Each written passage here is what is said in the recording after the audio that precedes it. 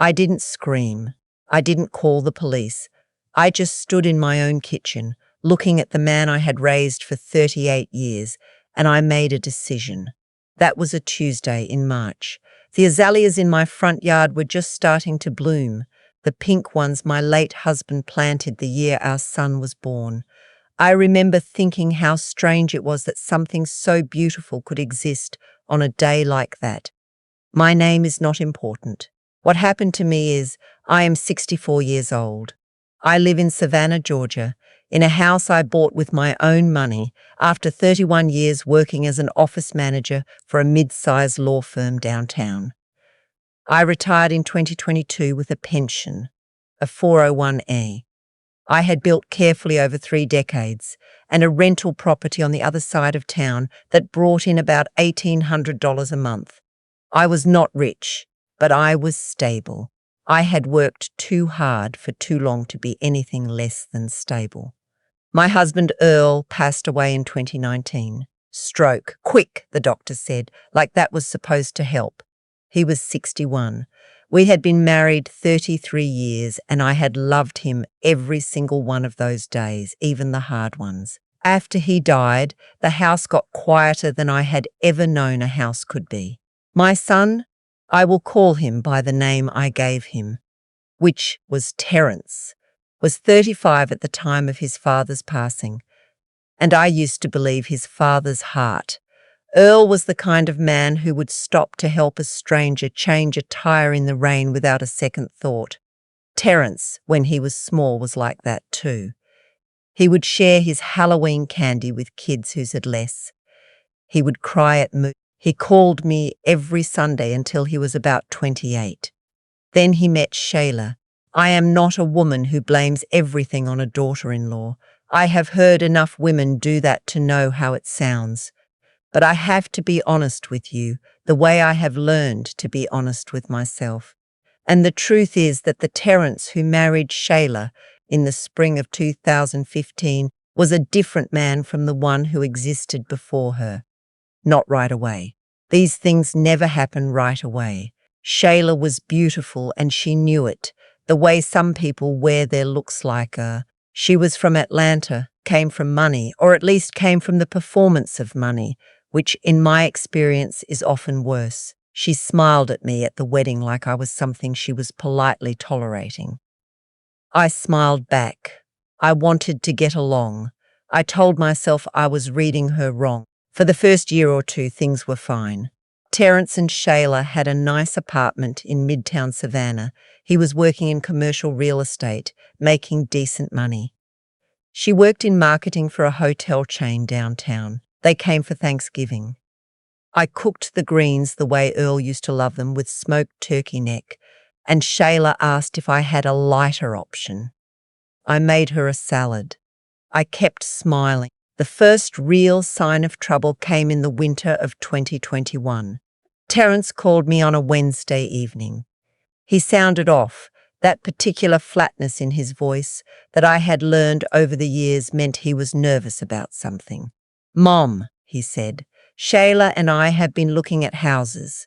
I told him that was wonderful. I meant it. They had been renting long enough. "There's one we really love over in Ardsley Park," he said. 4 bedrooms, renovated kitchen. It's listed at $480. I said that sounded beautiful. There was a pause. "The kind of pause that has something hiding inside," he said. "We're having a little trouble with the down payment," he said.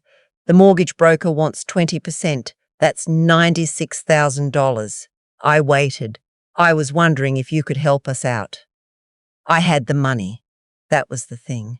I had it sitting in a high-yield savings account, money I had set aside after selling a small piece of land Earl and I had owned outside of town. I had been saving it without a clear plan, the way you do when you are not yet sure what your future will need.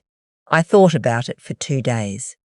Then I called Terence back and I told him yes. I told him I would give him $75,000 as a gift.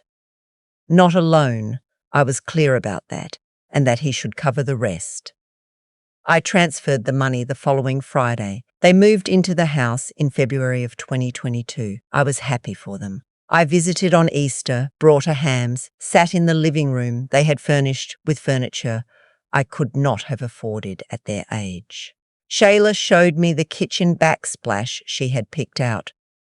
Imported tile, she said, from a boutique in Charleston. I admired it.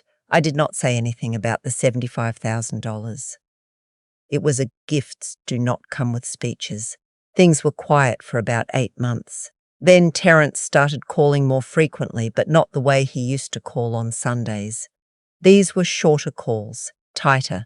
He started asking questions about my finances, casual at first, the kind you could almost mistake for concern. How's your retirement account doing, Mum? Are you still getting good returns on that rental property? Did you ever think about maybe downsizing? I began to notice things. The way Shayla's name came up in every conversation, always subtly positioned as the reasonable one. Shayla thinks it might make sense for you to liquidate some of those assets while the market's good. Shayla was talking to her financial advisor, and he said, I do not know when Shayla became the authority on my financial future, but somewhere in those calls she had. In October of 2022, Terence and Shayla came to my house for Sunday dinner. I had made pot roast, mashed potatoes, green beans with bacon, the kind of meal that takes all day and fills the whole house with a smell that makes you feel like everything is okay. After dinner, Shayla excused herself to use the restroom. She was gone for a while. When she came back, she sat down and folded her hands on my kitchen table like she was about to conduct a meeting. We've been talking, she said, and we think it might be time to revisit your estate plan.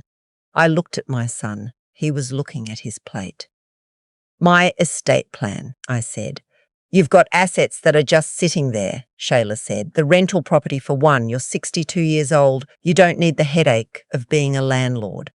If you sold it now, in this market you could clear $250 easy, and that money could go to work in better ways. Better ways, I said. We've been looking at some investment opportunities, Terence said. Still not looking at me. There's a development project in Brunswick. Ground floor. The returns are. No, I said. Shayla smiled the way people smile when they think your no is temporary. I changed the subject. I brought out the peach cobbler I had made from scratch. We talked about other things. When they left, Shayla hugged me and said it had been a lovely evening. Terence kissed my cheek. I stood on my porch and watched their car pull out of the driveway, and I felt something cold settle in the middle of my chest. I did not know yet how cold things were going to get. The calls kept coming through the end of that year and into 2023. The investment project in Brunswick came up again, and then business idea. Terence said he and a partner were developing. He needed capitals. Just a loan this time, he said. He'd pay me back with interest. I said no each time, and then something changed in him. It was gradual, and then it was sudden, the way water freezes. He stopped pretending. The calls got shorter and harder. He stopped asking how I was. He stopped remembering my birthday, which falls in April and which Earl had never once forgotten in 33 years. When I mentioned it that spring, just mentioned it, Terence said he had been busy and that I was being sensitive. Shayla stopped coming to Sunday dinners. Then Terence did too. Want you to understand something.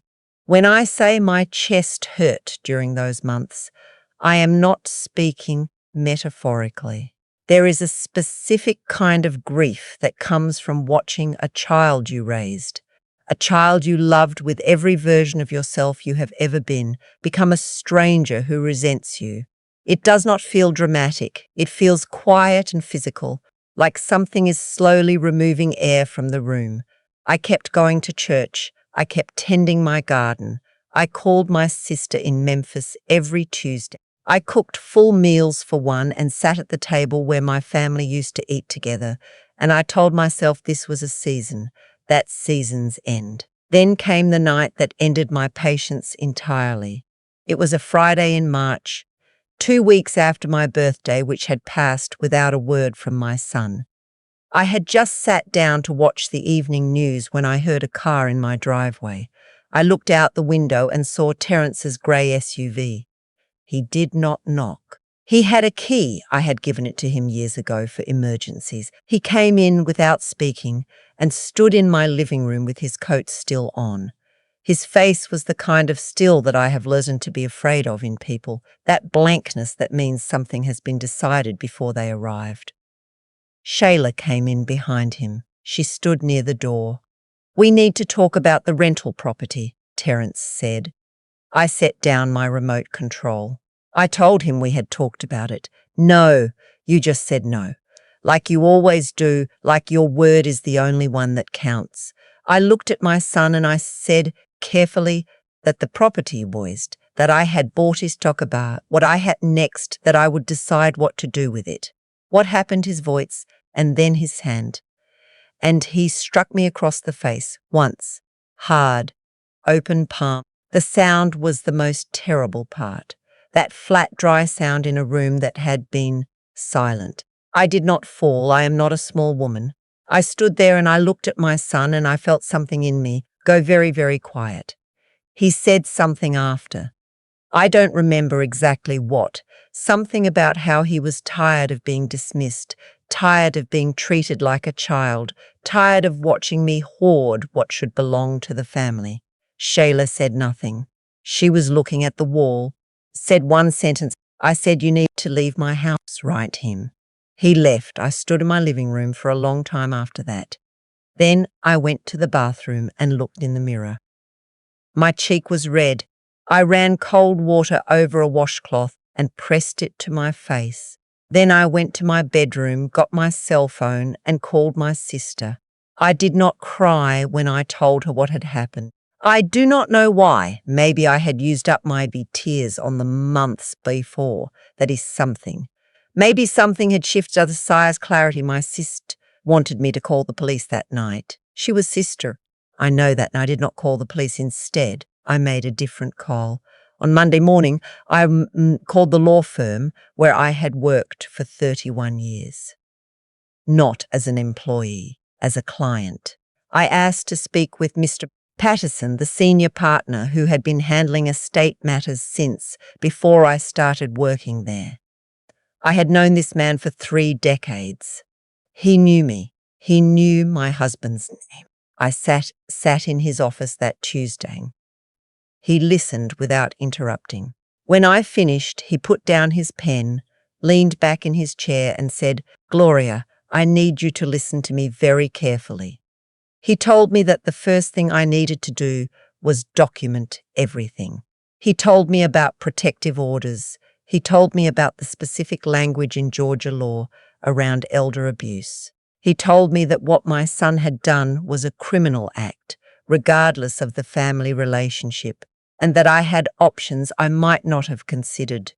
And then he told me the thing I needed to hear most. He said that the rental property on the other side of town was entirely mine, that I could sell it whenever I chose, to whoever I chose, for whatever reason I chose, and that I could update my estate documents in any configuration I wanted. I drove home from that meeting with a clear head for the first time in months. That afternoon, I called my real estate agent, a woman named Terry who had helped me buy the rental property 11 years earlier.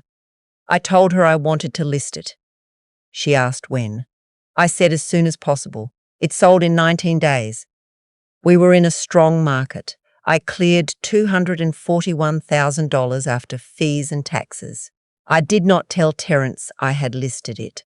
I did not tell him it had sold. He found out the way people find out things they were never supposed to control, through a county records search that his wife apparently ran while looking for leverage. Shayla texted me first. The message was a paragraph long, and I will not repeat all of it, but the word thief appeared twice. A few minutes later, Terence called. I let it go to voicemail. He called 7 more times that afternoon. I did not answer. That evening, they drove to my house. He knocked this time. I did not open the door. I stood in my kitchen and I listened to him knocking, then pounding, then calling my name through the door. Shayla's voice underneath his, urging. I called 911. 2 officers arrived within 8 minutes. I opened the door to meet them on the porch, and I told them calmly that my son had struck me 2 weeks prior and that he was now at my door unwanted. One of the officers asked if I wanted to press charges for the prior incident. I said yes. I had the washcloth I had used that night, still dried, in a Ziploc bag in my closet. Mr. Patterson had told me to keep it. Terence was arrested in my driveway on a charge of simple battery, family violence. He spent the night in the Chatham County Jail. I watched the patrol car leave from my living room window. Then I went to the kitchen and made myself a cup of camel tea. I sat at the table for a while in the quiet. I will not pretend that night felt like victory. It did not. It felt like a door closing, and what was on the other side of that door was the boy I used to walk to the school bus, the boy who used to fall asleep in the car and had to be carried inside. The grief of that is not something that resolves cleanly. I do not think it is supposed to. Terence hired an attorney. There were conversations through lawyers for several weeks. The battery charge was eventually pleaded down in exchange for anger management classes and a no-contact order that stayed in place for 6 months. I did not fight the plea. I was not after punishment. I was after peace. I updated my will in April. Mr. Patterson helped me structure a trust for a portion of the rental proceeds that would go to a local women's shelter on my passing, one that supports older women leaving abusive situations. Some of the rest went into a CD ladder that will keep me comfortable through retirement.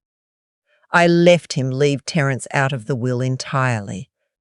Not what felt fair to Shayla. It is October's now, 7 months since that March night the azaleas in my front yard have finished blooming, and the leaves on the oak tree by the driveway are starting to turn. I have been sleeping. I planted garlic last weekend in the vegetable bed along the fence, the kind you put in the ground in fall and don't see again until spring. I find I am looking forward to spring in a way I had forgotten how to do.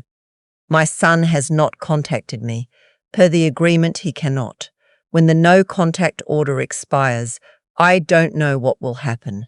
I do not spend much time on that question. What I have learned is that spending your peace trying to predict other people is how they take it from you twice.